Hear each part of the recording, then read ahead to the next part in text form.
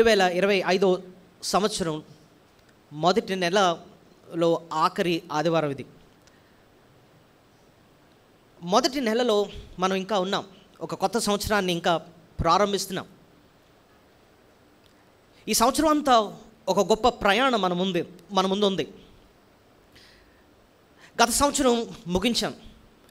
ఈ నూతన సంవత్సరంలో ఎలాంటివి ఎదుర్కొంటామో, ఎలాంటివి మనల్ని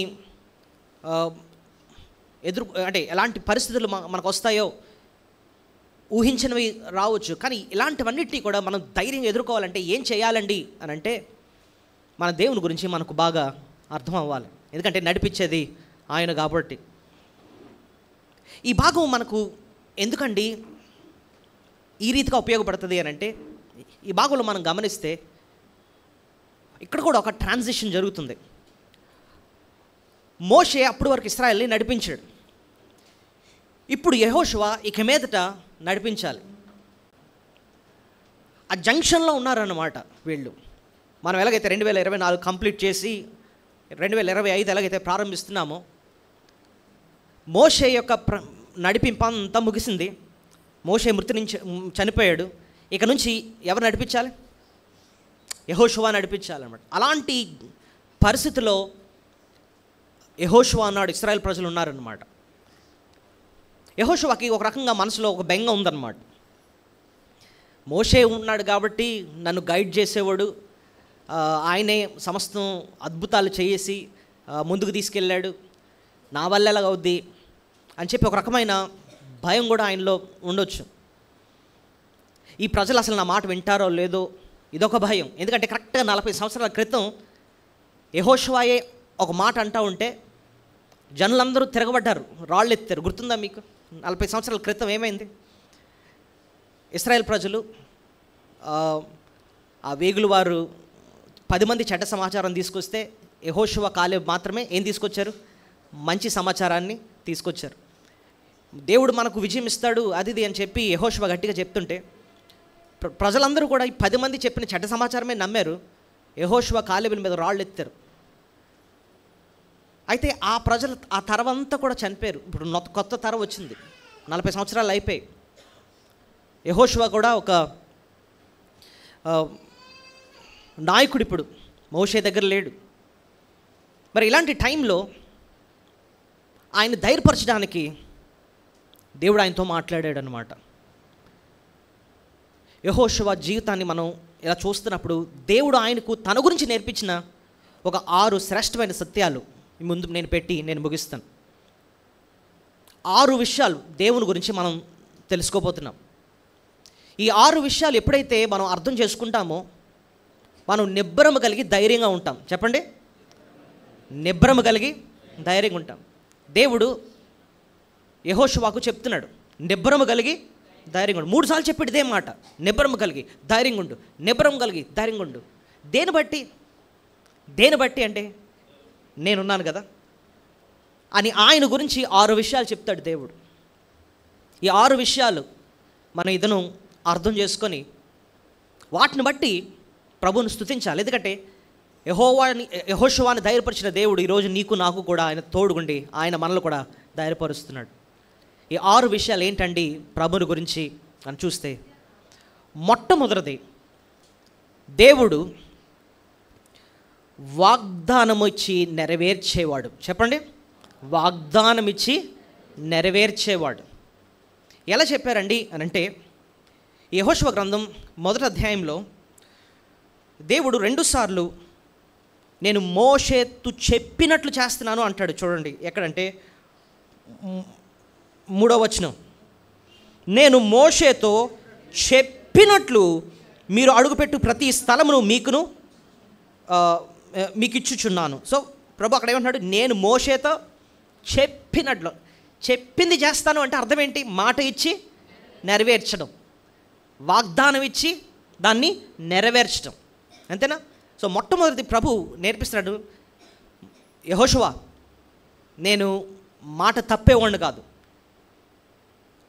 ఇన్ఫ్యాక్ట్ మోషే అప్పటికే చనిపోయాడు. ఎక్కడ రాస్తుందండి అంటే పైన చూడండి, ఫస్ట్ వచనం, యెహోవా సేవకుడైన మోషే మృతురందిన తర్వాత. సో ఫస్ట్ లైన్లోనే మనకేం అర్థమైంది? మోషే ఏమైపోయాడు? చనిపోయాడు. కానీ దేవుడు వాగ్దానం చేసింది ఎవరికి? మోషేకి కదా. అందుకోసం మనం చూస్తున్నాం కదా, మోషేకి చెప్పినట్లు అంటే అర్థం ఏంటి? ఎవరికి దేవుడు వాగ్దానం చేశాడు? మోషేకి వాగ్దానం చేశాడు. కానీ మోషే అప్పటికి చనిపోయాడు.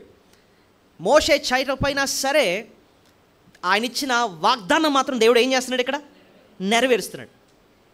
మోషేకి చెప్పాను, నేను ఆ మాట ఇచ్చాను, మోషే మరణించాడు, అయినప్పటికీ ఆ మాట నేను ఏం చేస్తున్నాను? మీ మధ్య నెరవేరుస్తున్నాను. నేను మోషేతో చెప్పినట్లు మీరు అడుగుపెట్టు ప్రతి స్థలమును మీకు మెచ్చుచున్నాను అని చెప్పి ఏం స్థలమో అది కూడా డిఫైన్ చేస్తాడు 4వ వచనంలో. అరణ్యమును ఈ లెబనోను మొదలుకొని మహానది యగు యూఫ్రటీస్ నది వరకును, హిత్తీయుల దేశమందు పడమటి మహాసముద్రం వరకు మీకు సరిహద్దు. ఈ సరిహద్దు అంతా నువ్వు జ్ఞాపకం ఉంచుకో.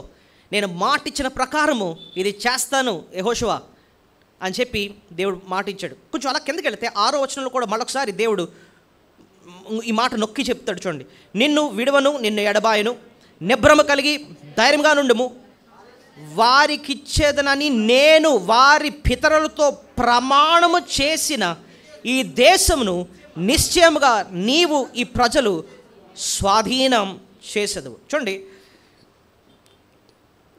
వారి పితరులతో ప్రమాణము చేసిన ఈ దేశమును నిశ్చయముగా నీవు ఈ ప్రజల స్వాధీనము చేసేదవు. ప్రమాణం చేశాను కదా, ఆ ప్రమాణాన్ని నిశ్చయంగా నేను నెరవేరుస్తాను. సో ఇప్పటివరకు మనకు అర్థమైంది ఏంటి చెప్పండి? దేవుని గురించిన మొదటి లక్షణం, ఆయన మాట ఇచ్చాడంటే మాటను ఏం చేస్తాడు? ఆయన నెరవేర్చే దేవుడు. ఇప్పుడు దేవుడు ఇక్కడ మాట ఇచ్చేసాడండి. యెహోషువ ఇప్పుడు గమనిస్తున్నాడు, దేవుడు నిజంగా అది నెరవేరుస్తున్నాడా అని చెప్పి ఆయన గమనిస్తున్నాడు. తన జీవితం అలా చూశాడు. యెహోషువ గ్రంథం ఆఖరికి వచ్చినప్పుడు ఇశ్రాయేల్ ప్రజలందరినీ పిలుస్తాడు. యెహోషువ పిలిచి, దేవుడు నేను సేవ ప్రారంభించినప్పుడు ఆయన మాట ఇచ్చాడు కదా, ఇదిగో ఆయన చెప్పినట్లు ఎలా నెరవేర్చాడు చూడండి అని చెప్పి అందరిని పిలిచి చూపిస్తాడు. ఎక్కడుందండి ఆ వచనం అంటే మీరే చూడండి. యెహోషువ గ్రంథం 21వ అధ్యాయము, యెహోషువ గ్రంథం 21వ అధ్యాయము 44వ వచనం, 44వ వచనం నేను చదువుతానండి. యెహోవా వారి పితరులతో ప్రమాణము చేసిన వాటిని ప్రకారము అన్ని దిక్కుల యందు వారికి విశ్రాంతి కలుగజేసెను. ఇంకా యెహోవా వారి శత్రులందరినీ వారి చేతికి అప్పగించి ఉండెను గనుక వారిలో ఒక్కడును ఇశ్రాయేలు ఎదుట నిలవలేకపోయెను. చూడండి, యెహోవా ఇశ్రాయేలుకు సెలవిచ్చిన మాటలన్నిటిలో ఏదియు తప్పిపోయి ఉండలేదు, అంతయు నెరవేరను. అలా ఆఖరిలో ఏముంది? అంతయు అంటే అర్థం ఏంటి? ఆయన ఏమి మాట ఇచ్చాడో అంతా ఆయన ఏం చేశాడు? నెరవేరుస్తాడు. యెహోషువ ఒప్పుకుంటున్నాడు అన్నమాట. మొదటి అధ్యాయంలో దేవుడు అన్నాడు, నేను చెప్పిన మాట ప్రకారంగా చేస్తానన్నాడు. యెహోషువ గ్రంథం ఆఖరి అధ్యాయంకి వచ్చినప్పటికీ యెహోషువ అలా చూశాడు, అంటున్నాడు, ఇదిగో దేవుడు ఆయన చెప్పిందంతా కూడా మాట తప్పని దేవుడు నెరవేర్చాడు. ఇంకో దగ్గర కూడా అంటాడండి ఇలాంటిదే. 23వ వచనం, యెహోషువ 23:14 చూడండి. యెహోషువ 23:14, ఇదిగో నేడు నేను సర్వలోకుల మార్గము వెళ్ళుచున్నాను, మీ దేవుడైన యెహోవా మీ విషయమై సెలవిచ్చిన మంచి మాటలన్నిటిలో ఒక్కటైనను తప్పిపోయి ఉండలేదని మీరు అనుభవపూర్వకంగా ఎరుగుదురు అని అవన్నీ మీకు కలిగెను, వాటిలో ఒక్కటి అయినను తప్పిపోయి ఉండలేదు. చూసారు ఈ మాట ఎంత అద్భుతంగా. ఫస్ట్ లైన్ అంటున్నాడు, ఇదిగో నేడు నేను సర్వలోకుల మార్గంలో వెళ్ళుచున్నాను. ఆ లైన్కి అర్థం ఏంటో మీరు చెప్పగలరా? సర్వలోకులు వెళ్ళే మార్గంలో వెళ్ళిపోతున్నాను ఇప్పుడు అంటున్నాడు. అంటే అర్థం ఏంటి? చనిపోతున్నాను. సర్వలోకులు మరణిస్తారు కదా, అలాగే నా టైం కూడా వచ్చేసింది, నేను మరణిస్తాను. కానీ నా జీవితాంతం నేను గమనించాను, దేవుణ్ణి చూసి ఒక్కటి అర్థం చేసుకున్నాను. ఆయన వాగ్దానం చేశాడు, ఆయన చెప్పిన ప్రతి మాట కూడా ఆయన ఏం చేశాడు? నెరవేర్చాడు అని చెప్పి అందరిని పిలిచి అంటున్నాడు, యెహోవా మీ విషయమై సెలవిచ్చిన మంచి మాటలన్నిటిలో ఒక్కటి అయినను తప్పిపోయి ఉండలేదని మీరు అనుభవపూర్వకంగా ఎరుగుదురు. అనుభవపూర్వకంగా అంటే అర్థం ఏంటి? మీ కళ్ళారా మీరు చూశారు దేవుడు ఎలా వాగ్దానం చేశాడు, అంత ఎలా నెరవేర్చుకుంటూ వచ్చాడు. మీ ముందు ఎవరు నిలవలేరని చెప్పి వాగ్దానం చేశాడు. నిజంగానే అందరినీ ఎల్లగొట్టి ఆయన ఏ మాట ఇచ్చాడో అదంతా కూడా నెరవేర్చారు. అనుభవపూర్వకంగా మీరు చూశారు. ఆయన అవి అన్నీ మీకు కలిగెను, వాటిలో ఒక్కటి అయినను తప్పిపోయి ఉండలేదు. నిజానికండి ఇశ్రాయేల్ ప్రజల్లో దేవుడు వాగ్దానం ఇచ్చి నెరవేర్చడం కాదండి, నీ జీవితంలో నా జీవితంలో కూడా ఆయన ప్రతి వాగ్దానాన్ని ఆయన ఏం చేశాడు? నెరవేర్చాడు. నిజంగా ఇది నువ్వు అనుభవపూర్వకంగా తెలిస్తే ఆయన్ని స్తుతించకుండా ఉండలేం. గత సంవత్సరం 2024లో దేవుడు ఏదైనా వాగ్దానం మీకు ఇచ్చారనుకోండి, అసలు మీరు మర్చిపోయి ఉండి ఉంటారు ఆ వాగ్దానం ఏంటో. కానీ ఆ వాగ్దానం ఎవరి జ్ఞాపకం ఉందా? దేవునికి జ్ఞాపకం ఉంది, నువ్వు గుర్తించలేదేమో. ఆలోచించి చూడు, దేవుడు ఆయన ఇచ్చిన ప్రతి మాట ఆయన సంపూర్తిగా నీ జీవితంలో నెరవేర్చాడు. ఆయన నువ్వు దేవుణ్ణి ఏం చేయాలి తెలుసా? నిజంగా ఇది అర్థమైతే ఆయన స్తుతించాలి, అనాలి, దేవా నువ్వు మాట ఇచ్చి నెరవేర్చే దేవుడు నాయన. నేను ఈ వచనాల్ని ధ్యానిస్తున్నప్పుడు దేవా నా జీవితంలో ఏ రీతిగా నీ వాగ్దానాలు నెరవేర్చావు అని చెప్పి ప్రశ్న వేసుకున్నా. బైబిల్లో నాకు నువ్వు ఇచ్చిన వాగ్దానాలు ఏంటి? అనేక వాగ్దానాలు ఉన్నాయండి. ఒక విశ్వాసికి దేవుడు ఇచ్చిన వాగ్దానాలు ఏంటో కొన్ని వాగ్దానాలు మీరు చెప్పగలరా? మీకు జ్ఞాపకం ఉన్నవే దేవుడు ఆయన బిడ్డలకు ఇచ్చిన వాగ్దానాలు. నేను నోట్ చేసుకుంటే ఒక 20 వచ్చాయి నాకు అనమాట. అంటే నాకున్న టైంకి ఇంకా ఉంటాయి, బోల్డ్ని 100 వాగ్దానాలు ఉంటాయి. నేను జ్ఞాపకం వచ్చినవి రాసుకున్నాను. చెప్పండి, మీకు జ్ఞాపకున్న వాగ్దానాలు ఏంటి? నిన్ను విడువను, నిన్ను ఎడబాయను అని అన్నాడు దేవుడు. మనల్ని ఎప్పుడు విడిచిపెడతాడు ఆయన? విడిచిపెట్టని దేవుడు ఆయన. అదొక వాగ్దానం. ఇంకా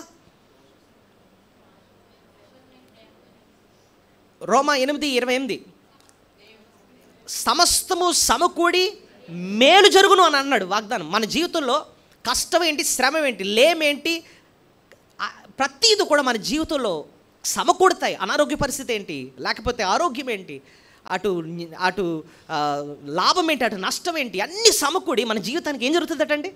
మేలే జరుగుతుంది. ఆయన వాగ్దానం ఇచ్చాడు, సమస్తం సమకూర్చి ఏం చేస్తున్నాడు? మేలే చేస్తున్నాడు. అదొక వాగ్దానం నెరవేర్పు. ఫిలిప్పీ 4:19 అదొక వాగ్దానం. ఏంటండి? యేసుక్రీస్తులు నీ ప్రతి అవసరమునైనా తీర్చును, అదొక వాగ్దానం. కీర్తన 34:10 సింహపు పిల్లలు లేమిగలకవే ఆకులను యెహోవాను ఆశ్రయించే వారికి ఏ మేలు కొదువై ఉండదు, అదొక వాగ్దానం. ఇంకేంటండి మీ జ్ఞాపకున్న వాగ్దానాలు? నాకు దేవుడు గత సంవత్సరం ఇచ్చిన వాగ్దానం మత్తయి సువార్త 6:6 రహస్యమందు చూచి నీ తండ్రి నీకు ప్రతిఫలము ఇచ్చిన, నీకు ప్రతిఫలం ఇస్తాను నేను అని అన్నాడు. నిజమే, నా జీవితంలో ఎంతో ప్రతిఫలం చూశాను నేను. ఇంకేంటి వాగ్దానాలు చెప్పండి? నాకు మొర్ర పెట్టుము నీకు ఉత్తరం ఇస్తాను. ఉత్తరం ఇవ్వలేదండి, అదొక వాగ్దానపు నెరవేర్పు. నేను మళ్ళీ వస్తాను త్వరలో, నేనుండే స్థలంలోకి నేను తీసుకెళ్తాను అని అన్నాడు. అది భవిష్యత్తులో కూడా ఆయన ఏం చేస్తాడు? నెరవేరుస్తాడు. ఆయన రాజ్యానికి మనల్ని తీసుకెళ్తాడు. ఇంకేంటి మీకేం వాగ్దానాలు ఇంకా జ్ఞాపకం వస్తున్నాయా?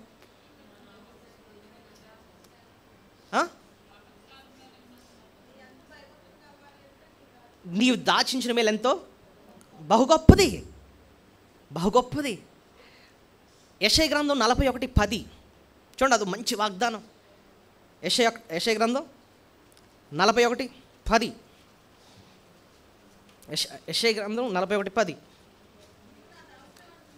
నీవు నా దాసుడు అని, నేను నిన్ను ఉపేక్షింపగా ఏర్పరచుకున్నంటే నేను నీతో చెప్పి ఉన్నాను, నీకు తోడై ఉన్నాను, భయపడకము, నేను నీ దేవుడై ఉన్నాను, దిగులు పడకము, నేను నిన్ను బలపరుతును, నీకు సహాయము చేయువాడను నేనే, నీతి అను నా దక్షిణ హస్తంతో నిన్ను ఆదుకొందును.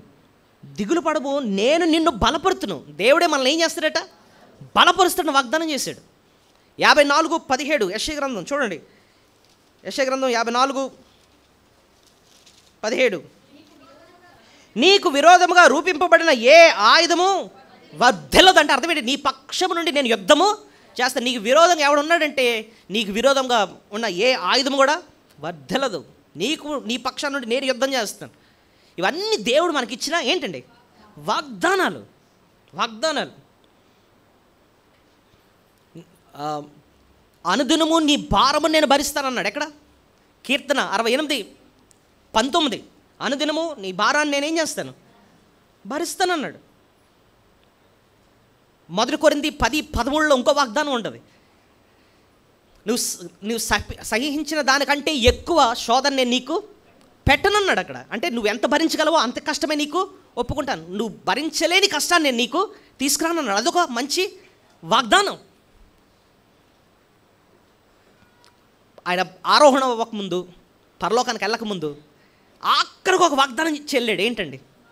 యుగ సమాప్తి వరకు సదాకాలం నేను నీతోనే ఉన్నాను. ఇప్పుడు కూడా ఆయన నీతో నాతో ఆయన ఉన్నాడు. ఆయన వాగ్దానం నెరవేరుస్తాడండి అండి, తప్పకుండా నెరవేర్చే దేవుడు. ఎందుకంటే ఆయన వాగ్దానాన్ని నెరవేర్చే దేవుడు. ఆయన మాట తప్పని దేవుడు, నిబంధన నెరవేర్చే దేవుడు. యెహోషువ తన జీవితాంతం చూశాడు. ఇశ్రాయేలు ప్రజలు అనుభవపూర్వకంగా చూశారట. మొదటి అధ్యాయంలో మనం చూసాం, ఆయన వాగ్దానం చేశాడు. యెహోషువ అందరినీ పిలిచి చెప్తున్నాడు, ఇదిగో నేను మరణిస్తున్నాను, నేను దేవుని దగ్గరుండి చూశాను. ఆయన మాట ఇచ్చాడు, ఆయన మాటను మన జీవితంలో నమ్మకంగా నెరవేర్చే దేవుడు ఆయన. ఎంత గొప్ప విషయం అండి. ప్రయాసపడి భారం వస్తున్న సమస్త జనులారా నా యొద్దకు రండి, నేను మీకు విశ్రాంతి విశ్రాంతి అంటే ఇచ్చే గొప్ప రక్షణ. నీ పాపాలు క్షమించి నీకు నిజమైన మారు మనసునిచ్చి నా కృప ఏంటో నీకు చూపించి నీ పాపాలు క్షమించి మోక్షాన్ని ఇస్తాను నేను. ఆయన ఇచ్చిన గొప్ప వాగ్దానం అది, రక్షణ గురించిన వాగ్దానం. సో మొట్టమొదటిగా మనం దేవుని మనం స్తుతించాల్సిందే. దేవా, నువ్వు మాట ఇచ్చి నెరవేర్చే దేవుడు. ఏమండి, మనం జనవరి 1 వాగ్దానాలు తీసుకుంటాం. మనం దాన్ని ఏదో బుక్ మార్క్ లాగా లేకపోతే అలా వాడొద్దు. దానికి కనీసం రోజు చదివి ఏ భాగం నుంచి అది తీయబడింది, దాని కాంటెక్స్ట్ ఏంటి, దాని మీనింగ్ ఏంటి, మీరు అర్థం చేసుకోవాల్సిన బాధ్యత ఎవరిదే?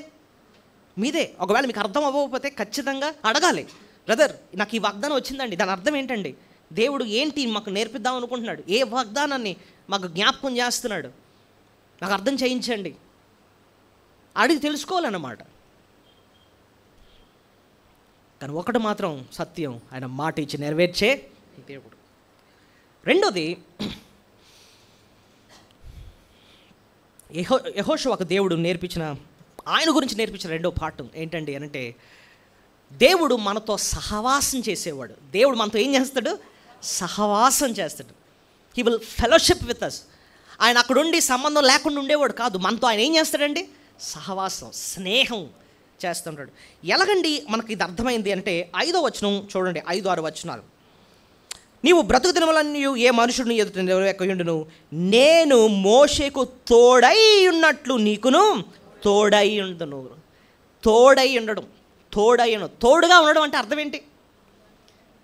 తోడుగా ఉండడం అంటే అర్థం ఏంటి? మనతో ఆయన ఏం చేస్తాడు? సహవాసం చేస్తాడు. సహవాసం. ఇప్పుడు చూడండి, ఈ మధ్యన మనకు సెలవులు వచ్చాయి.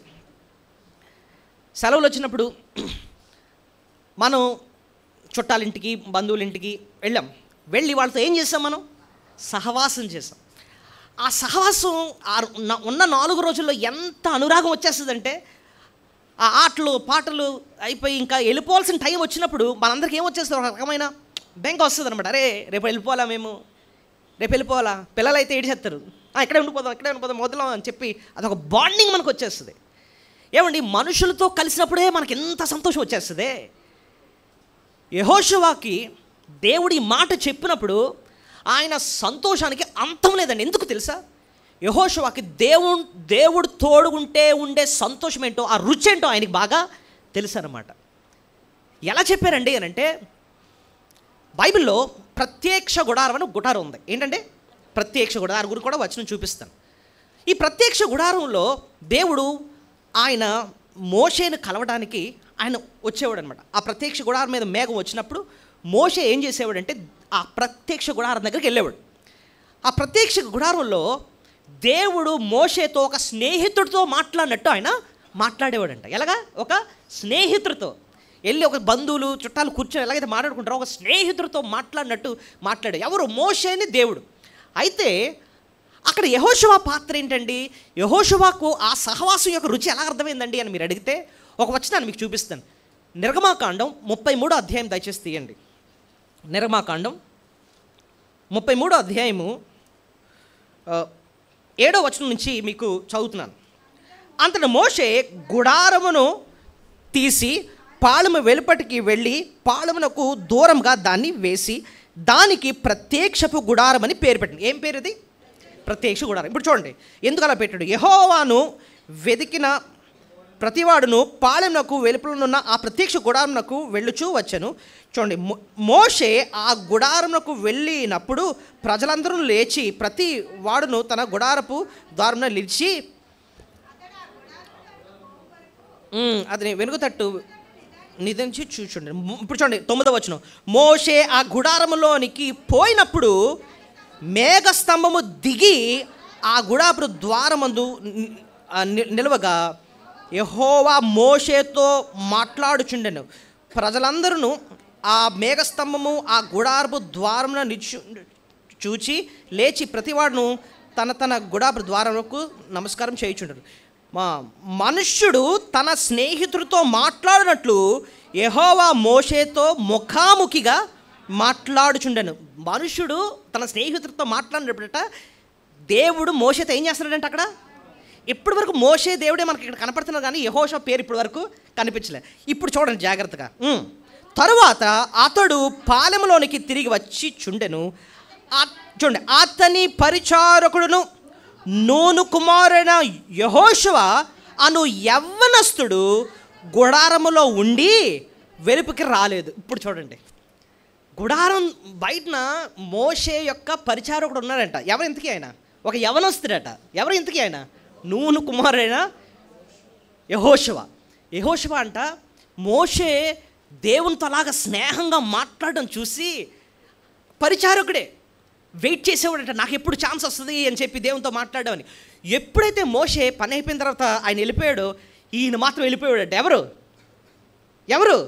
యెహోషువ వెళ్ళిపోయి దేవునితో ఆ మధురమైన ఆ గడియలు ఆయనతో సహవాసం చేయడం, ఆ బ్యూటీ ఏంటో, ఆ టేస్ట్ ఏంటో, ఆ సంతోషం ఏంటో ఆయన అనుభవించేవాడు అనమాట. అలాంటి దేవుడు ఇప్పుడు యెహోషువతో వాగ్దానం చేస్తున్నాడు. ఏంటంటే, యెహోషువ నేను నీకు ఎల్లప్పుడూ అలాగే ఎలా ఉంటాను, నీకు తోడుగా ఉంటాను. ఇప్పుడు చూడండి, ప్రయాణం చేస్తున్నామండి అనుకుందాం.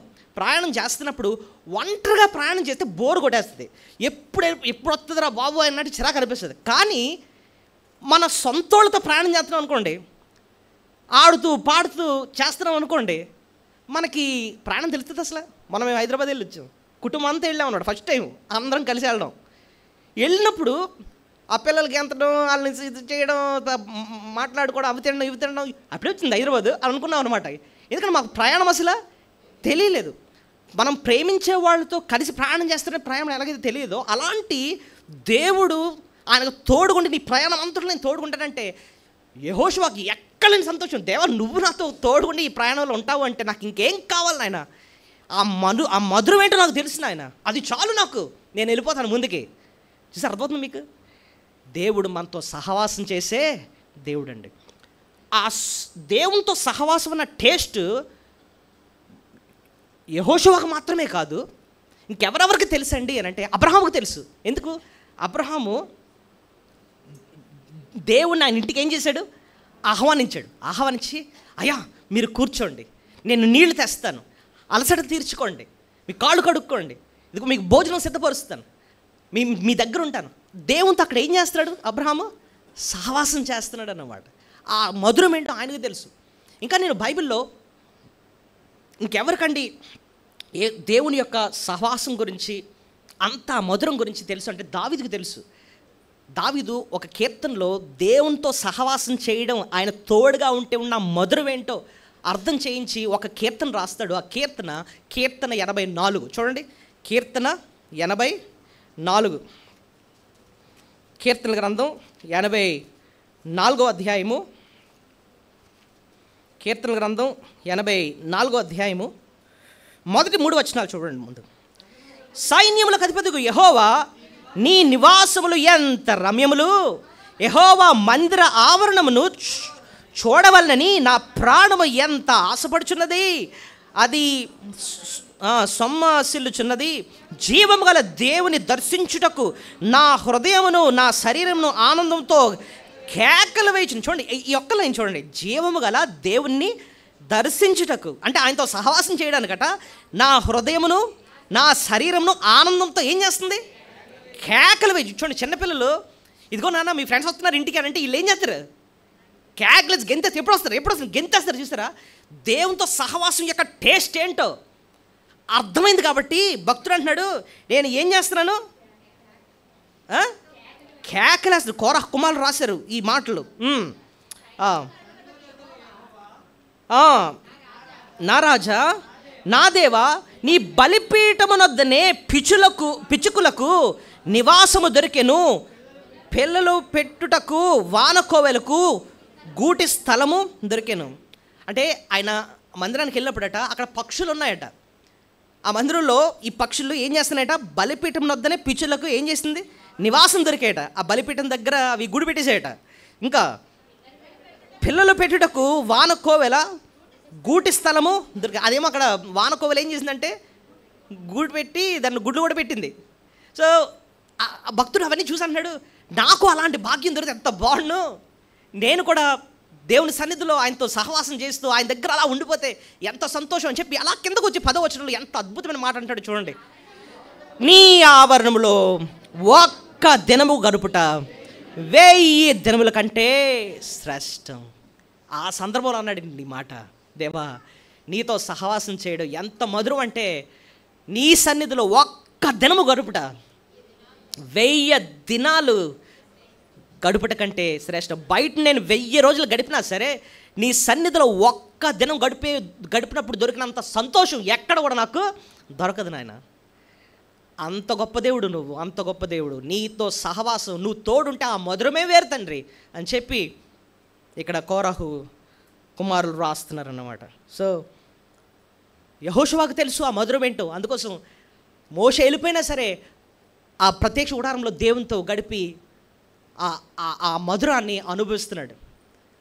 అబ్రహాముకు తెలుసు, ఇక్కడ కోరహు కుమారులకు తెలుసు. అపోస్తులైన యోహాను ప్రకటన గ్రంథం రాస్తూ ఆఖరికి ఒక మాట అంటాడండి. అక్కడ కూడా దేవునితో సహవాసం కోసం ఎంత తప్పిస్తున్నాడో అర్థమవుద్ది. అది ఎక్కడంటే ప్రకటన 22:20 చూడండి. ప్రకటన 22:20 ఈ సంగతుల గురించి సాక్ష్యం ఇచ్చేవాడు, అవును త్వరగా వచ్చుచున్నానని చెప్పుచున్నాడు. ఆమేన్. ప్రభువైన యేసు రమ్ము. ఎవరు రాస్తున్నారు ఈ మాట? యోహాను రాస్తూ, ప్రకటన గ్రంథం ఎవరు రాశారండి? శిష్యుడైన యోహాను రాస్తూ ప్రభు అయిన యేసు రమ్ము అంటున్నాడు. అంటే అర్థం ఏంటో తెలుసా? ప్రభు అయిన యేసు రమ్ము అంటే యేసయ్య నీతో సహవాసం చేయాలన్నది, త్వరగా వచ్చాయి నాయన, త్వరగా వచ్చి. ఇప్పుడు చూడండి, పిల్లలు హాస్టల్లో ఉన్నారు, తల్లిదండ్రులు ఫోన్ చేశారు, నాన్న నిన్ను వస్తాను రేపు, నిన్ను హాస్టల్ నుంచి తీసుకురావడానికి. అంటే పిల్లలు ఏమంటారు ఫోన్లో, డాడీ త్వరగా వచ్చే డాడీ. అది ఏంటంటే వాళ్ళకి తెలుసు తల్లిదండ్రులతో గడిపితే, వాళ్ళు తోడుకుంటే, వాళ్ళతో సహవాసం చేస్తే ఆ మధురం ఎంత అద్భుతంగా ఉంటుందో వాళ్ళకి తెలుసు. డాడీ త్వరగా వచ్చేయండి. అలాంటి భావంతో యోహాన్ అంటున్నాడు, దేవా నీతో సహవాసం చేయడం నాకు అంత మధురం తండ్రి, త్వరగా వచ్చేసేయ ఇంటికి తీసుకెళ్ళేసేయ, ప్రభు యేసు రమ్ము అంటున్నాడు అనమాట. అంటే బెంగతో కూడిన మాట, బెంగ వచ్చేసింది నాయన నువ్వు లేక, త్వరగా వచ్చే తండ్రి. చూసారా, దేవుడు మనకు తోడంటే ఇంత మధురం ఉందండి. మరి యెహోషువకు అర్థమైంది తోడుగా ఉంటే ఉన్న మధురం ఏంటో, అబ్రహాముకు అర్థమైంది, కోరహు కుమారులకు అర్థమైంది, యోహానుకు అర్థమైంది. మరి మనకు అర్థమైందండి. మనకు ఆ రుచి ఎప్పుడు తెలుసా? మనము కూడా ఆయనతో ఏం చేయాలి? సహవాసం చేసినప్పుడే. ఆయన తోడుకుంటాడు మనతో, కానీ మనం ఆయనతో మాట్లాడట్లేదు. సహవాసం అంటే ఎలా చేస్తాం చెప్పండి? ఇప్పుడు ఇద్దరు ఫ్రెండ్స్ కూర్చున్నారు అనుకోండి, సహవాసం చేయడం అంటే ఆడు అటును ఇటు తిరిగి కొంచెం అలా ఉన్నారనుకోండి, అలా అవ్వదు సహవాసం. ఏం చేయాలి? వాడు హృదయాన్ని పంచుకోవాలన్నమాట, మాట్లాడుకోవాలన్నమాట. అప్పుడే ఏం పెరుగుతుంది? సహవాసం. దేవుడు ఆయన మనతో మాట్లాడుతున్నప్పుడు వినాలి. ఇప్పుడు మన మందిరంకి వచ్చామండి, ఇప్పుడు ఏం జరుగుతుంది ఇక్కడ మనకు చెప్పండి? ఎవరితో సహవాసం చేస్తున్నాం? ఎలా సహవాసం చేస్తున్నాం? ఆయన మాటలను ముందు శ్రద్ధగా ఏం చేస్తున్నాం? వింటున్నాం. మళ్ళీ ఇప్పుడు మనం ఆయన స్తుతించడానికి మనం స్పందిస్తూ ఉంటాం. సో ఇక్కడ జరుగుతుంది ఏంటంటే దేవునితో సహవాసం. చెప్పండి మాట అది. మన 31st నైట్ 4 వర్తమానాలు విన్నాం, రాత్రి 3 వర్తమానం, ఉదయం 1 వర్తమానం విన్నాం కదా. మామూలుగా బ్రదర్స్తోనూ మా సిస్టర్తో మామూలుగా మాట్లాడుతున్నాను. ఒక మాట అన్నారండి, ఏమంటే టైం తెలియలేదండి అని అన్నారు. ఏమన్నారు? 5 గంటలు ఉన్నామా? తన్మయం అయిపోయామండి, మాకు టైం తెలియలేదండి. అంటే ఇప్పుడు చూడండి, దేవునితో సహవాసం చేస్తున్నప్పుడు అప్పుడు మనకు టైము తెలియదు. ఇప్పుడు స్నేహితులతో లేకపోతే నిన్ను ప్రేమించేవారితో నువ్వు గడుపుతున్నప్పుడు ఆ రోజంతా అయిపోయినా మనకి ఏం అర్థం కాదు, టైం అయిపోతున్న సంగతి కూడా మనకి పట్టించుకోనమాట. ఎందుకంటే ఆ సహవాసంలో మధురం అలాంటిది. దేవుని సన్నిధిలో ఆయన వాక్యం వింటూ మనం ఆయనతో గడుపుతూ ఉంటే టైం తెలియదండి అసలు. ఆ మధుర క్షణాలే వేరన్నమాట. దేవుడు ఆ రీతిగా నేను నీకు తోడుకుంటానని చెప్పి యెహోషువతో చెప్తున్నాడు. ఈ సంవత్సరం మనం నేర్చుకోవాల్సింది, దేవా నేను నీతో సహవాసం చేస్తాను. ఆయన మాట ఇచ్చాడు, నేను నీకు తోడుగా ఉంటాను. కరెక్టే, ఆయన నీ చెయ్యి విడిచిపెట్టడు, ఆయన ఎప్పుడు తోడుకుంటాడు, నిన్ను విడువను ఎడబాయను. కానీ నీ బాధ్యత ఏంటంటే నువ్వు ఆయనతో సహవాసం చేయాలి, ఆయనతో మాట్లాడాలి. నేను ఈ సంవత్సరం ఒక తీర్మానం చేసుకున్నాను, నాకు ఎంత బిజీగా ఉన్నా సరే కొద్ది సమయం వాక్యం చదువుకొని ప్రార్థన చేసుకొని ఆయనతో గడిపే ఏదైనా చేస్తాను, తీర్మానం చేసేసుకున్నాను. మరి మీకు వ్యక్తిగతంగా అలాంటి తీర్మానాలు చేసుకున్నారో లేదో అది మీకు తెలియాలి. దేవునితో సహవాసం చేస్తే ఆ మధుర క్షణాలే అసలు నేను చెప్తున్నాను కదా, ఆయన సన్నిధిలో ఒక్క దినము కనుబుట 1000 దినముల కంటే శ్రేష్టం. యెహోషువకు దేవుడు అదే అన్నాడు, నేను నీకు తోడుకుంటాను. ఆ మధురం ఏంటో నీకు తెలుసు, నీ లైఫ్ అంతా కూడా నేను నీకు తోడుకుంటాను. యెహోషువ అన్నాడు, చాలు నాయన, ఆ ఒక్క మాట చాలు, నేను ముందుకు వెళ్ళిపోతాను, నువ్వు ఉంటే నాకు ఇంకేం కావాలి నాకు. అది ఆయన సీక్రెట్, ఆయన ధైర్యానికి సీక్రెట్ అనమాట. సో మొదటిది ఏం నేర్చుకున్నాను చెప్పండి, ఆయన మాట ఇచ్చి నెరవేర్చే దేవుడు ఆయన. రెండోది, ఆయన మనతో ఏం చేస్తాడు, సహవాసం చేస్తాడు. ఆయన నీ సన్నిధిని సంపూర్ణ సంతోషం కలదు, నీ సన్నిధిలోనే నిత్య సుఖము సంపూర్ణ సంతోషం కలదు. నిజంగానే ఆయనతో సహవాసం చేస్తేనే మనకు ఆ మధురం ఏంటో అర్థమవుతుంది. ఈ సహవాసం చేయడానికి పాపాన్ని బట్టి మనం దూరస్తులు అయిపోయాం, దేవునితో సహవాసం లేదు, దూరస్తులు. కానీ యేసు ప్రభు ఈ లోకానికి వచ్చింది మనకు ఆ మధురమైన సహవాసాన్ని మనకి ఇవ్వడానికే ప్రభు ఈ లోకానికి వచ్చాడు. ఏదైనా ఎందుకు పోయింది ఆదాముకి? పాపాన్ని బట్టి. ఆ సహవాసం ఎందుకు పోయింది? పాపాన్ని బట్టి ఆ సహవాసం పోయింది. ఆ పోగొట్టుకున్న సహవాసాన్ని మళ్ళీ తిరిగి ఇవ్వడానికి యేసు ఈ లోకానికి వచ్చాడు. మళ్ళీ ఆ సహవాసం రావాలంటే ఒకటే జరగాలి, ఆ పాపము తీయబడాలి, కొట్టివేయబడాలి, క్షమింపబడాలన్నమాట. అప్పుడే మళ్ళీ తిరిగి సహవాసం వస్తుంది. ప్రభు వచ్చాడు, ఆయన మన పాపాల కోసం ప్రాణం పెట్టి శిక్ష భరించాడు కాబట్టి, ఆయన విశ్వసించిన ద్వారా మనకు పాప క్షమాపణ దొరికింది కాబట్టి నీతివంతులుగా తీర్చబడి దేవునితో మనం సమాధానపరచబడ్డాం క్రీస్తులో. ఆ ఐక్యత, ఆ అన్యోన్యత, ఆ సహవాసం ప్రభు మనకి ఇచ్చాడు. యెహోషువకు ఆ రుచి తెలుసు, మనం కూడా ఆ రుచిని అనుభవిస్తేనే దేవుని మనం స్తుతులు చెల్లిస్తాం. దేవా నీతో సహవాసం ఏంటో నాకు తెలుసు తండ్రి అని. మూడోది, దేవుడి గురించి ఇక్కడ మనం నేర్చుకునే మూడో పాఠం ఏంటండి అని అంటే, దేవుడు మన పక్షాన నుండి ఆయన మన శత్రువులతో యుద్ధం చేస్తాడు. మన పక్షాన నుండి మన శత్రువులతో ఆయన ఏం చేస్తాడు? యుద్ధం చేస్తాడు. ఇది ఎలా చెప్పారండి అని అంటే, యెహోషువ గ్రంథం 1వ అధ్యాయం 5వ వచనం చూడండి. యెహోషువ గ్రంథం 1వ అధ్యాయము 5వ వచనం. నీవు బ్రతుకు దినములన్నిటిను ఏ మనుష్యుడు నీ ఎదుట నిలువలేకయుండును. చాలు చాలు చాలు చాలు.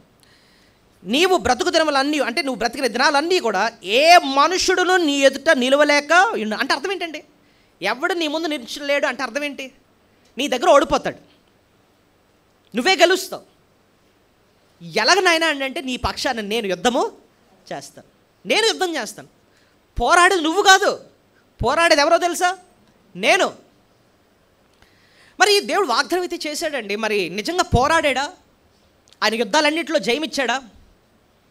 యెహోషువ ఒప్పుకుంటాడు. చూడండి, యెహోషువ గ్రంథం 11వ అధ్యాయము 23వ వచనం. యెహోషువ గ్రంథం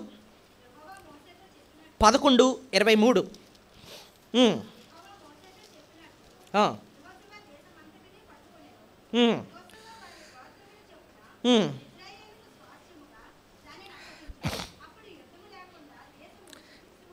చూడండి, యెహోవా మోషేతో చెప్పినట్లు యెహోషువ దేశమంతటిని పట్టుకొనెను. యెహోషువ వారి గోత్రములు చెప్పిన ఇశ్రాయేలుకు స్వాస్థ్యముగా దానిని అప్పగించెను. ఇప్పుడు చూడండి, అప్పుడు యుద్ధము లేకుండా దేశము సుభిక్షముగా నుండెను. యుద్ధము లేకుండా అంటే అర్థం ఏంటి? ఇంకా యుద్ధాలన్నింటిలో కూడా దేవుడు జయమిచ్చేసి ఇంకా యుద్ధాలన్నీ కూడా మానిపేశాడు. అంటే అర్థం ఏంటి? ఒక రకంగా ఆ యుద్ధాలన్నీ కూడా దేవుడే వారి పక్షాన ఉండి యుద్ధం చేసి వారికి జయము అనుగ్రహించాడు అన్నమాట. మనం చదివింది మొదటి అధ్యాయం 5వ వచనం, ఇక్కడేమో 11వ అధ్యాయము 3వ వచనం. అయితే ఈ మధ్యలో మనం చూస్తే యెహోషువ పోరాడిన యుద్ధాలన్నీ మనకు కనపడుతూ ఉంటాయి. ఆయన పోరాడిన యుద్ధాల్లో ఒక యుద్ధం మనం జ్ఞాపకం చేసుకుందాం. ఏంటంటే అమ్మోరీయులతో యుద్ధం చేస్తున్నాడు. ఎవరితో యుద్ధం చేస్తాడు? దేవుడు ఏం చేశాడు తెలుసా? బోల్డ్ మంది రాజులు అందరు కలిసి వచ్చారట వీళ్ళ మీద యుద్ధం చేయడానికి. దేవుడు ఒకటే చేశాడు, ఆకాశం మీద నుంచి వడగండ్లు కురిపించాడట. ఏంటి? వడగండ్లు. అందరం చంపేశాడటండి. వీళ్ళు కాదు యుద్ధం చేసింది, దేవుడే యుద్ధం చేశాడు. ఎక్కడ వస్తుందండి అంటే యెహోషువ గ్రంథం 10వ అధ్యాయం చూడండి, 10-11. యెహోషువ గ్రంథం 10-11. మరియు వారు ఇశ్రాయేలు ఎదుట నుండి బేథోర్నకు దిగిపోవు త్రోవన పారిపోవచుండగా అజేకకు వచ్చే వరకు యెహోవా ఆకాశం నుండి గొప్ప వడగండ్లను వారి మీద పడవేసినను గనుక వారు దాని చేత చనిపోయారు. ఆకాశం నుంచి ఏం పడ్డాయట? వడగండ్లు. అంటే అర్థం ఏంటి? వారి పక్షాన్ని ఎవరు యుద్ధం చేస్తున్నారు? దేవుడే యుద్ధం చేస్తున్నాడు. మీరు కాదు పోరాడేది, మీ పక్షాన నేను పోరాడతాను. యుద్ధం అయ్యే వరకు కూడా రటండి సూర్యుడు అలా ఉండిపెట్టేట్టు చేశారట దేవుడు. ఎక్కడ చూడండి ఆ మాట ఉంటుంది, 13వ వచనం.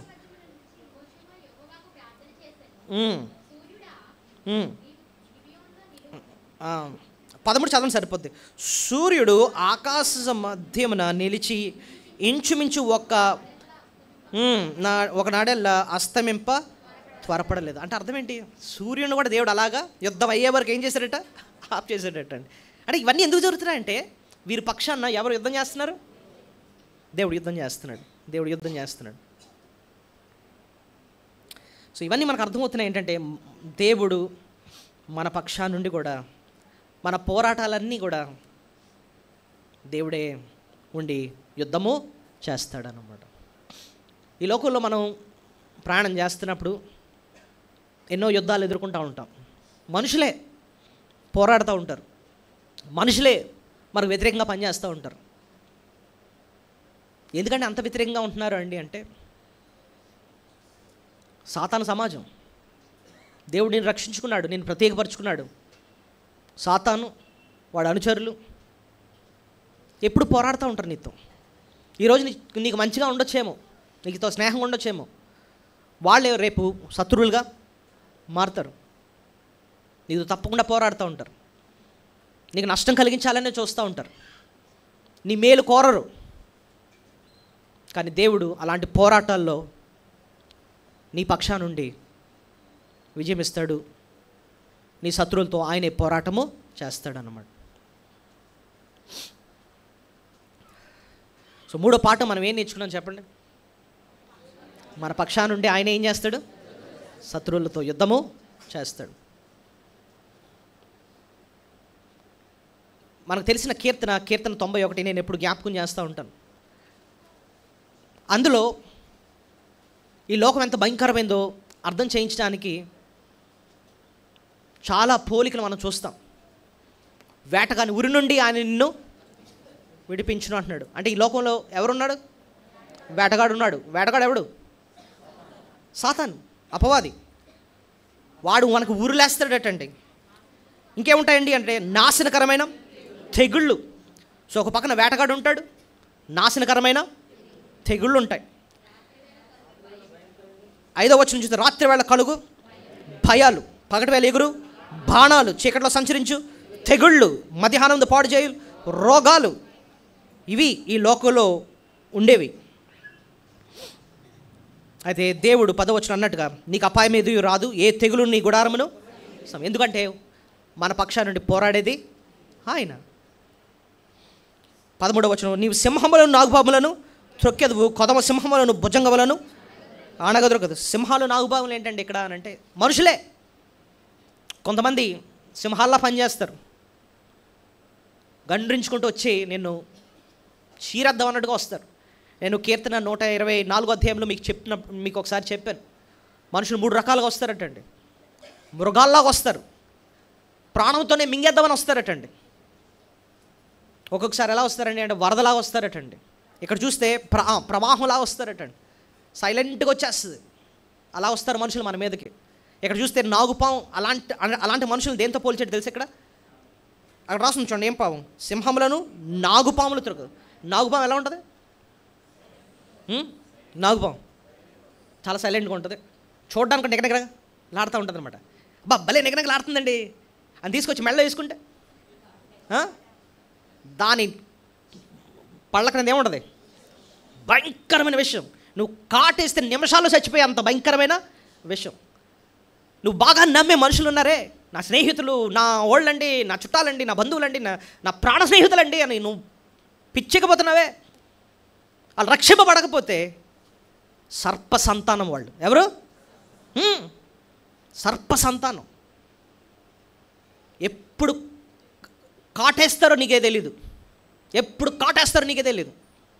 అప్పుడు తెలుస్తుంది దేవుని విలువేంటో, అప్పుడు తెలుస్తుంది విశ్వాసుల విలువేంటో. కానీ దేవుడిచ్చిన మాట ఏంటంటే, ఈ లోకం క్షేమకరమైనది కాదు, కానీ నీ పక్షాన నుండి నేను పోరాడతాను. సో మూడోది మనం నేర్చుకున్నాం, యెహోషువతో దేవుడు చెప్తున్న మాట, నీ పక్షాన నుండి నీ ముందు ఎవరు నిలవలేడు అంటే అర్థం ఏంటంటే, నీ పక్షాన నుండి నేనేం చేస్తాను? యుద్ధం చేస్తాను. యుద్ధాలన్నీ మానిపాడంటే అంటే అర్థం ఏంటంటే, యుద్ధాలన్నీ చేశాడు, జయమిచ్చేశాడు, అందరినీ వెళ్ళగొట్టేశాడు. ఇప్పుడు యెహోషువ 11:23 యెహోషువ స్టేట్మెంట్ ఇస్తాడనమాట, యుద్ధాలు ఏమి లేవు ఇంకా అన్నట్టుగా. సో యుద్ధాలు అయిన వెంటనే మనం ఒక్కొక్కసారి ఓన్లీ మనుషులతో యుద్ధాలు అనుకుంటాం. విశ్వాసికి 2 యుద్ధాలు ఉంటాయి. ఒకటి బహిరంగ యుద్ధం, ఒకటి అంతరంగ యుద్ధం. చెప్పండి, బహిరంగ యుద్ధం, అంతరంగ యుద్ధం. బహిరంగ యుద్ధం అంటే ఏంటంటే ఈ లోకస్తులతో కదండి, మనుషులతో ఏం చేస్తారు? యుద్ధాలు వస్తూ ఉంటాయి అన్నమాట. కోరండి తగు పెట్టుకుంటూ ఉంటారనమాట, ఎలాగోలాగా తగు పెట్టుకోవాలి అలాంటి. రెండో రకమైన తీవ్రమైన యుద్ధం ఎక్కడండి అంటే అంతరంగ యుద్ధం. ఈ అంతరంగ యుద్ధం గురించి బైబిల్ ఎక్కడ రాస్తుందండి అంటే 2 కొరింథీ 10వ మనస్సు అన్న మాట ఉంటుంది చూడండి. 2 కొరింథీ 10వ 3వ వచనమా 5వ వచనం, ఐమ్ సారీ, 2 కొరింథీ 10వ 6వ వచనం చూడండి. 5 చివరన ప్రతి ఆలోచనను క్రీస్తుకు లోబడుటకు చెరపట్టి. వెయిట్ ఇప్పుడు 3వ వచనంలో యుద్ధము అన్న మాట అంటాడండి చూడండి, కొంచెం పైన, మేము శరీరాలతో నడుచుకొనుచున్న శరీర ప్రకారము యుద్ధము చేయుచున్నాం. సో యుద్ధం అంటే ఈ కాంటెక్స్ట్ దేనికోసం మాట్లాడుతున్నట్టు? ఒక యుద్ధం కోసం మాట్లాడుతున్నాడు. ఏమి యుద్ధం అండి అంటే కొంచెం కిందకి వెళ్తే ఇప్పుడు 5వ వచనం చివరను చూస్తే ఆలోచన అంటున్నాడు, ప్రతి ఆలోచనను క్రీస్తుకు లోబడినట్లు చెరపట్టి. సో ఆలోచన, దానికోసం ఆలోచిద్దాం. 7వ వచనం చివరను కూడా మనస్సు అన్న మాట అంటాడు చూడండి, క్రీస్తు వాడో అలాగే మేమును క్రీస్తు వారమని తన మనసులో తాను తిరిగి ఆలోచించుకున్నాం. సో మనస్సు, ఆలోచన, మనస్సు ఇవన్నీ ఎక్కడ ఉంటాయి? బయట, లోపల? చెప్పండి, లోపల. మీకు ఒకటి తెలుసా, విశ్వాసికి నువ్వు రక్షింపబడ్డావంటే నీ లోపల ఒక యుద్ధ భూమి ఉంది. లోపల నీ మైండే, నీ మనసే ఒక యుద్ధ భూమి. దావీదు బయట యుద్ధ భూమిలో జయించేశాడు. ఎవరిని? బయట యుద్ధ భూమి. ఏది? గొలియాతును రాయితో ఏం చేశాడు? కొట్టి చంపేశాడు. కానీ ఆయన మైండ్లో ఒక యుద్ధం జరుగుతుంది. ఆయన వ్యభిచారం చేసి ఉరియాని చంపించినప్పుడు మైండ్లో ఆలోచనలు ఎన్నో తిరుగుతున్నాయి. కానీ అక్కడ యుద్ధంలో ఏమైపోయాడు? ఓడిపోయాడు. బయట కాదండి మనం జయించాల్సినవి. ముందు జయించాల్సింది ఎక్కడ తెలుసా? మన మనసులో. మన మనసులో ఫస్ట్ ఏదైనా పాపం ప్రేరేపణ వస్తూ ఉంటుంది అన్నమాట. పాపం ఓడిపోవాలంటేనట 5 సెకండ్లో దాన్ని జయించాలట. ఎలాగో తెలుసా? చెడు తలంపు వచ్చింది, ఏదో చెడు పని చేయాలన్న ఆలోచన వచ్చింది. 5 సెకండ్లో డిసైడ్ చేయాలట. ఏంటి? నేను దాన్ని కొనసాగించాలా లేకపోతే ఇక్కడికక్కడ దాన్ని చెయ్యని వదిలేయాలా. 5 సెకండ్లుగా నువ్వు జయించకపోతే దానికి బలం అందుకుంటుందట. ఇంకా నిన్ను ఇంకా ఎక్కువ ఆలోచించేటట్టు చేస్తుంది. దానికోసం ఆ పాపంని ఆస్వాదించడం కోసం ఏం చేస్తే బాగుంటుందని ప్లాన్ వేసేటట్టు చేస్తుందట. సో ఇదంతా నువ్వు అప్పటికిక పాపం చేయలేదు, కానీ లోపల ఏమవుతుంది? యుద్ధం జరుగుతుంది, ఓడిపోతున్నావు నువ్వు పక్కన. ఎందుకంటే దానికి ఆలోచిస్తున్నావు. దుష్టుల ఆలోచన చొప్పున నడువక, పాపుల మార్గమున నిలవక, అపహాసకులు కూర్చున్న చోటున కూర్చుని. అంటే ఆలోచనలో జయించకపోతే మార్గం అయిపోద్ది నీకు. మార్గం తర్వాత అపహాసకులు కూర్చున్న చోటున కూర్చుండిపోతావు ఇంకంతే. ఆ పాపంలో నువ్వు జయించాల్సింది ఎక్కడట? ఆలోచన. అయితే దేవుడు బయట యుద్ధాల్లో జయమే కాదు, మన మనసులో వచ్చే యుద్ధాల్లో కూడా ఆయన మనకు సహాయము చేస్తాడు, జయమిస్తాడు. దేవా, నా పాప శోధనలు నేను మనసులో ఉన్నప్పుడే జయించడానికి నాకు సహాయము చేయి తండ్రి, ఆలోచన దగ్గరే జయించేటట్టు నాకు సహాయము చేయి తండ్రి అన్నట్టుగా మన ప్రభుని అడగాలి. సో ఇక్కడ యెహోషువ జీవితంలో మనం నేర్చుకున్న మూడో పాఠం ఏంటంటే, దేవుడు మనకు మన యుద్ధాల్లో, అది శారీరక యుద్ధం అవ్వచ్చు, ఆత్మీయమైన యుద్ధం అవ్వచ్చు, ఆయనే మనకు జయమైన అనుగ్రహిస్తాడు. సో ఏంటంటే నేర్చుకున్నామండి ఇప్పటికి? మొదటిది, మాట ఇచ్చి నెరవేర్చు దేవుడు. రెండోది, ఆయన మనతో సహవాసం చేసే దేవుడు, ఆ సహవాసం ఎంతో మధురమైనది. మూడవది, మన పక్షా నుండి మన శారీరక యుద్ధాలు ఏంటి, ఆత్మీయ యుద్ధాలు ఏంటి, ఆయన మన పక్షా నుండి ఆయన జయమిస్తాడు. కీర్తన 144:2 నాకు చాలా ఇష్టమైన వచనం. మన వ్రేళ్ళకు ఆయన పోరాటం నేర్పిస్తాడటండి. చూసారా ఒకసారి వచ్చిన చదవండి. కీర్తన 144:2.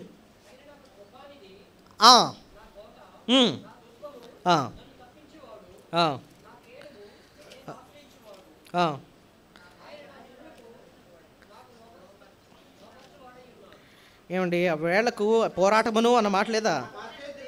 మొదటి వచనం, నాకు ఆశ్రయధనము యెహోవా సన్నుతింపబడును గాక, ఆయన నా చేతులకు యుద్ధమును నా వ్రేళ్లకు పోరాటము నేర్పువాడైనాడు. అబ్బా, నా వ్రేళ్లకు పోరాటం అంటే అర్థం ఏంటి?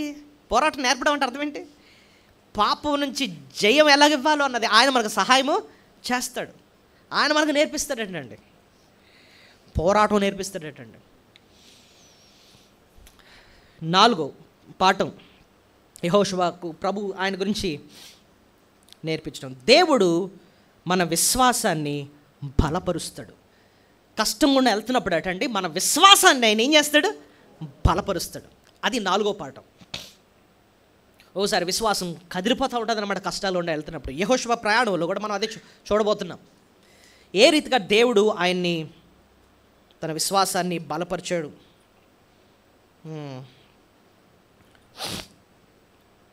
చూస్తే యెహోషువకి తన ఎదుట ఒక 2 అంటే పెద్ద బాధ్యతలు ఉన్నాయి తన ఎదురుగుండా. ఆ టైంలో ఏంటో తెలుసా? తన ఎదురుగుండా ముందు ఒక నది ఉంది, ఆ నది దాటాలి. ఏముంది? ఒక నది ఉంది. ఏ నది? ఎవరైనా చెప్పగలరా? బాగా చెప్పారు. ఏ నది అది? యోర్దాను నది ఉంది. దేవుడేమో ఆ పెద్ద బాధ్యత, మోషే యొక్క బాధ్యతను అలా తీసుకొచ్చి యెహోషువకు అప్పచెప్పేసి నువ్వు ముందుకెళ్ళు అని అన్నాడు. యెహోషువకి ధైర్యం సరిపోవట్లేదు. ఇంతకుముందు మోషే ఉన్నాడు. మోషే ఉన్నప్పుడు ఎర్ర సముద్రం ఏమైంది? పాయలైంది. ఇప్పుడేమో ఎదురుగుండా ఏది ఉంది? యోర్దాను నది ఉంది. మోషే లేడు.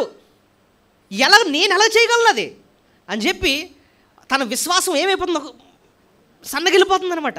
నా వల్ల అవ్వదు అనుకుంటున్నాడు. దేవుడు వెంటనే యెహోషువతో మాట్లాడి ఆయన ఒక మాట అన్నాడండి. ఇక్కడ నేను మోషేతో చెప్పినట్టు చూడండి, 3వ వచనం, మొదటి అధ్యాయం 3వ వచనం. నేను మోషేతో చెప్పినట్లు మీరు అడుగుపెట్టు ప్రతి స్థలాన్ని మీకు ఇస్తాను. నేను ఎక్కడంటే 5వ వచనం, నేను మోషేకు తోడై ఉన్నట్టు అని అంటాడు. చూడండి 5 చివరన, నేను మోషేకు తోడై ఉన్నట్లు నీకును. ఆ ఒక్క లైన్కి అర్థం ఏంటో తెలుసా? మోషేకి ఎలాగైతే నేను ఎర్ర సముద్రం దగ్గర సహాయం చేశానో అలాగే నేను ఇప్పుడు నీ దగ్గర కూడా నేను ఏం చేస్తాను?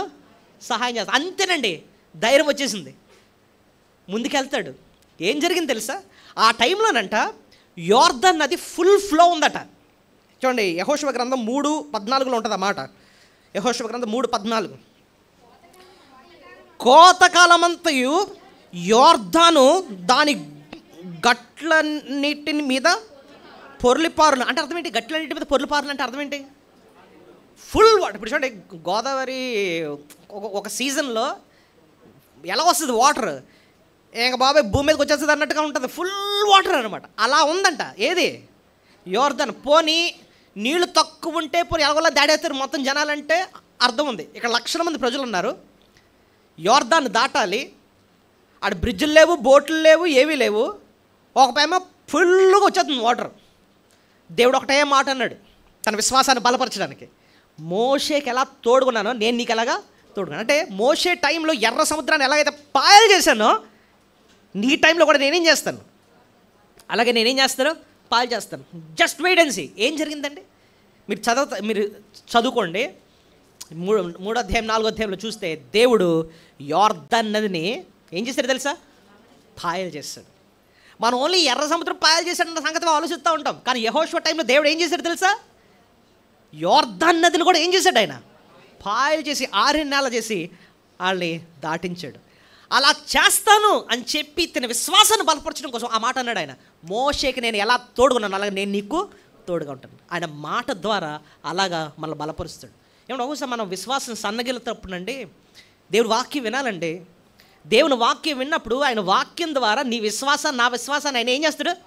బలపరుస్తాడు. ఎందుకు అలాగైపోతున్నావు? మీ నాన్నగారికి నీకు తోడుగున్నట్టు నీకు కూడా నేను ఏం చేస్తాను? తోడుకుంటాను. తాతగారు పరిచర్య చేసినప్పుడు ఆయన 40 సంవత్సరాలు నమ్మకంగా పరిచర్య చేశారు.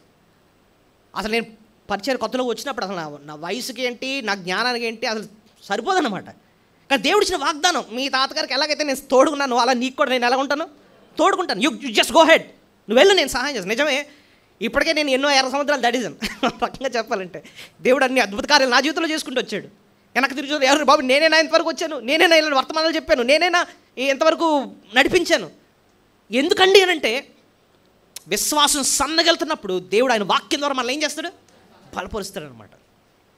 వాక్యం వినాలండి. అందుకోసం దేవుడు మనకి ఏదైనా చెప్తున్నప్పుడు దాన్ని ఎంత సీరియస్గా తీసుకోవాలంటేనండి, ఏమో నాకు నా మేలుకే చెప్పాడేమో దేవుడు, నా కోసమే చెప్పారేమో అని చెప్పి, నా విశ్వాసాన్ని బలపరచుకోవడం కోసమే చెప్పారేమో, నా క్షేమం కోసమే చెప్పారేమో అని చెప్పి అలా ఆలోచించాలి. అంతేగాని వాక్యాన్ని కానీ మనం నిర్లక్ష్య పెడితే దేవుడిచ్చే ధైర్యము, దేవుడిచ్చే ఆ సంతోషం అంతా కూడా పోగొట్టుకుంటాం. ఇంకో విషయం చెప్తాను చూడండి. యోర్దాను నదే కాదు, పోనీ దాటేశారు యోర్దాను నది, వాళ్ళకి ఇంకా పెద్ద ఇది ఉంది, ఎరుకో గోడ. ఏముంది? అదెంత ఉందంటే చాలా పెద్దది అది. అందులో అది ఎంత కష్టం అంటే ఇంగ్లీష్లో ఇంప్రెగ్నబుల్ అని అంటారు అనమాట. అంటే అర్థం ఏంటంటే చీమ కూడా లోపలికి వెళ్ళలేదు, ఎవరు దూరలేరు అనమాట అందులోకి. అంత బలమైన గోడలు ఉన్నాయి. ఇంత గోడలు మేము ఎక్కడ పాడగొట్టగలం, మేము వాళ్ళని ఎలా జయించగలం? ఆ గోడలు చాలా ఎత్తైనవి. వీళ్ళకి కింద నుంచి బాధ లేదు, పైనుంచి వాళ్ళు రాళ్ళని వేసి ఏదైనా వేసి వీళ్ళని హామ్ చేయొచ్చు. దేవుడు వాళ్ళని ఆ టైంలో విశ్వాసం ఎలా బలపరిచాడు తెలుసా? ఒక ఆయన కత్తి పట్టుకొని వచ్చాడంటండి యెహోషువకి. యెహోషువ గ్రంథం 5వ అధ్యాయం దయచేసి చూడండి. యెహోషువ గ్రంథం 5వ అధ్యాయము 13వ వచనం. యెహోషువ 5:13. యెహోషువ యెరికో ప్రాంతమున ఉన్నప్పుడు అతడు కన్నెత్తి చూడగా దూసిన కత్తి చేత పట్టుకొని ఉన్న ఒకడు అతని ఎదుట నిలిచిండని. యెహోషువ ముందు ఎవరున్నారట? ఒక ఆయన ఉన్నాడు. ఆయన దూసిన కత్తిని చేత పట్టుకున్నాడు, ఒకడు ఆయన ఎదుట నిల్చున్నాడట. యెహోషువ అతని యొద్దకు వెళ్ళి, నీవు మా పక్షముగా ఉన్నావా, మా విరోధుల పక్షముగా ఉన్నావా అడవా అని అడుగగా ఏమని అడిగాడట? అయ్యా ఏంటి నువ్వు కత్తి పట్టుకుని ఉన్నావేంటి, నువ్వు మా పక్షంగా ఉన్నవాడువా లేకపోతే మా శత్రువుల పక్షంగా ఉన్నవాడువా అని అంటే, వెంటనే 14 అతడు కాదు, యెహోవా సేనాధిపతిగా నేను వచ్చి ఉన్నాను. నేను యెహోషువ నేల మట్టుకు సాగిలపడి నమస్కారం చేసి, నా ఏలినవాడు తన దాసునికి సరిచేది ఏమని అడిగాను. చాలు. అందుకు యెహోవా సేనాధిపతి, నీవు నిలిచిన ఈ స్థలము పరిశుద్ధమైనది, నీ పాదరక్షములు తీసివేయమని యెహోషువతో చెప్పగా, యెహోషువ అలాగూ చేసిన. నిజంగా ఈ వచ్చిన చదివిన వెంటనే మీకు ఒక సీన్ గుర్తు రావాలి. ఏ సీన్? మోషే టైంలో కూడా దేవుడు ఏం చెప్పాడు? గో, ఈ పరిశుద్ధ స్థలం తీసే. అంటే మోషేకి ఎవరైతే కనిపించారో ఆ పొదలో, అదే దేవుడు ఇక్కడ ఎవరు కనపడుతున్నాడు? యెహోషువ కనపడుతున్నాడు. సేనాధిపతిగా వచ్చాను యెహోషువ, సేనాధిపతిగా వచ్చాను నేను. నీ పక్షాన్నుండి, నేను నీ శత్రు పక్షం కాదు, నీ పక్షాన్నే ఉన్నాను. నీ యుద్ధాన్ని నేనేం చేస్తాను? పోరాడతాను. నేను ఎవరినో కాదు, దేవుడిని. అందుకోసం ఈ స్థలం పరిశుద్ధ స్థలం. మోషేకి ఏ దేవుడైతే ప్రత్యక్షమయ్యాడో అదే దేవుడు ఇక్కడ యెహోషువకు ప్రత్యక్షమై నేను నిన్ను బలపరుస్తాను. చూడండి, మన విశ్వాసాన్ని దేవుడు ఏం చేస్తాడు? బలపరుస్తాడండి. అందుకోసం వాక్యం వినాలి, అందుకోసం దేవుని బిడ్డలతో సహవాసం చేయాలి, అందుకోసం ఆయన సన్నిధికి రావాలి. ఎక్కడ వాక్యం వినబడుతుందో అక్కడ కూర్చోవాలి. నీ విశ్వాసం కదిలిపోతున్నప్పుడు దేవుడు బలపరుస్తాడు అన్నమాట. సో 4వది మనం చూసింది ఏంటంటే, మనం శ్రమలో, బాధలో, కృంగుతున్న టైంలో విశ్వాసం సన్నగిలినప్పుడు దేవుడే మన విశ్వాసాన్ని ఆయన వాక్యం ద్వారా బలపరుస్తాడు. 5వది, దేవుణ్ణి ఇంకెందుకండి మనం స్తుతించాలి? యెహోషువ జీవితంలో దేవుని గురించి నేర్చుకునే 5వ పాఠం ఏంటండి అని చూస్తే, దేవుడు యెహోషువను ఆయన్ని సేవించేటట్టు చేసుకున్నాడు. ఆయన చెప్పండి, ఆయన్ని సేవించేటట్టు చేసుకున్నాడు. యెహోషువ గ్రంథం 1వ అధ్యాయంలో 1వ వచనంలో యెహోషువ గురించి రాస్తున్నప్పుడు ఎవరి సేవకుడని రాశారు చెప్పండి? యెహోషువ గ్రంథం 1వ అధ్యాయం 1వ వచనంలో, యెహోవా సేవకుడైన మోషే మృతులందిన తర్వాత యెహోవా నూను కుమారుడును మోషే పరిచారకుడైన యెహోషువ. ఇలా సరే, వెయిట్ ఇప్పుడు చెప్పండి.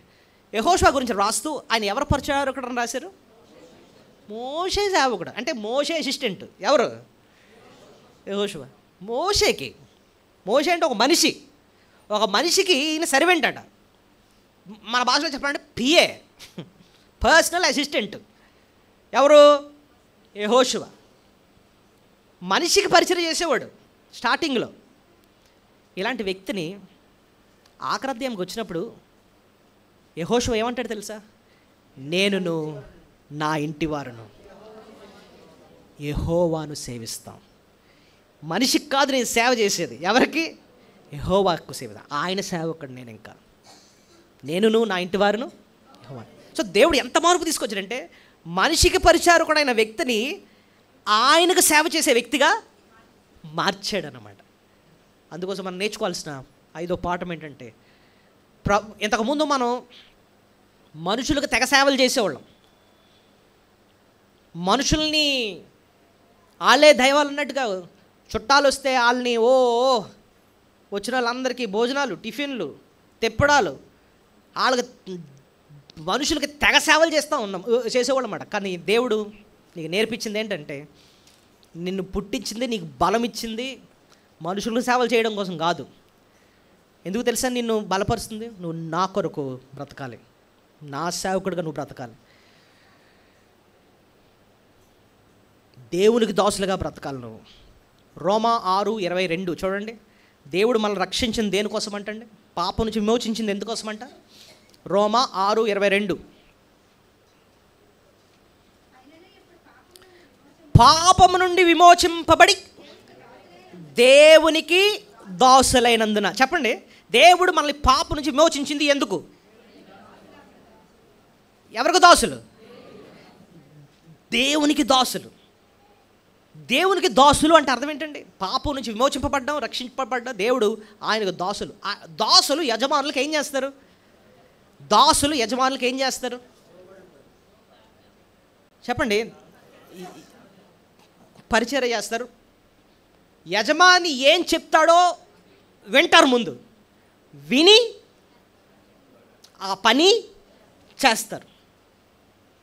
నువ్వు బతికేయాల్సిన దానికోసం. ఏదో ఉద్యోగం చేసుకుంటున్నానండి, సంపాదిస్తున్నాను, ఎంజాయ్ చేస్తున్నాను, నేను నా కుటుంబం, దీనికోసం కాదు. నీకు ప్రాణం ఇచ్చి ఆయుష్ ఇచ్చింది. నీకు ఒకటి తెలుసా? ప్రతిసారి నీ గుండు కొట్టుకుంటుందంటే దేవుడు నీ ఆయుష్ని ఏం చేస్తున్నాడు? ఇంకా పెంచుతున్నాడు. అది ఎవరి చేతిలో ఉంది? గుండె ఎప్పుడు ఆగిపోలే ఎవరి చేతిలో ఉంది? నువ్వు అనుకుంటావు నాకు ఇంకా బోల్డ్ అంత లైఫ్ ఉందండి, బోల్డ్ అంత ఆశ. లేదు, నీ ఆయుష్ కొంతకాలమే. కానీ ఆ కొంతకాలం కూడా దేవుడు ఎందుకు ఇచ్చాడు తెలుసా? ఆయన కోసం బతకడానికి, ఆయన కోసం బతకడానికి. నీకు అది ఉండాలి మైండ్లో. మనం ఏవో ప్లాన్స్ చేస్తూ ఉంటాం, ఎలా చేసేస్తాను అలా చేసేస్తానండి. దేవుడు నీకు నేర్పిస్తాడు. నిన్ను బ్రతికించింది, నీకు వాక్యం నేర్పించింది, నిన్ను రక్షించింది, నీకు ఒక సహవాసం ఇచ్చింది నా కోసం బతకాలని. చాలామందికి లేని భాగ్యం నీకు ఇచ్చాను. చాలామందికి సహవాసం లేదు, నీకు ఇచ్చాను. చాలామందికి రక్షణ లేదు, నీకు ఇచ్చాను. చాలామందికి అసలు వాక్యం అంటే ఏంటో తెలియదు, నీకు ఇస్తున్నాను. చాలామందికి క్రమం లేదు, నీకు ఇచ్చాను. ఎందుకు? నీకు ఎంత ఇన్వెస్ట్ చేశాను నీలో, నీకు ఎందుకు ఇన్ని నేర్పించాను? నువ్వు నా కోసం బ్రతకాలని. నువ్వు అది పక్కన పెట్టి నా ప్లాన్లు, నా ఆలోచనలు అనుకుంటావా? దేవుడు ఏం చేస్తాడు తెలుసా?